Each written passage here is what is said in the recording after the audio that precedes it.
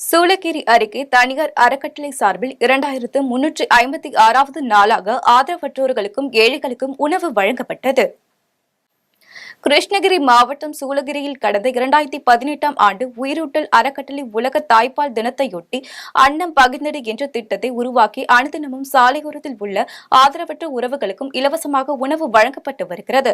இந்த திட்டம் தொடங்கப்பட்டு இன்றோடு 6 ஆண்டுகள் ஆன நிலையில் 2356வது நாளாக ஆதரவற்றோர்களுக்கும் ஏழைகளுக்கும் உணவு வழங்கப்பட்டது.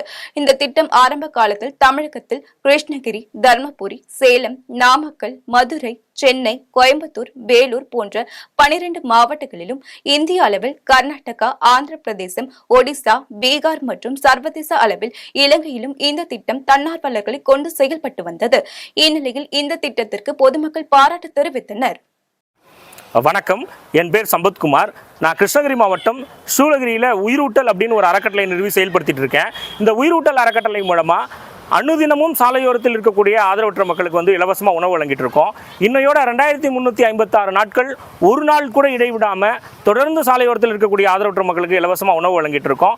இந்த உன்னத பணிக்காக பொதுமக்கள் எங்களுக்கு நிறைய உதவிகள் பண்ணிட்டு இருக்கிறாங்க. நன்றி.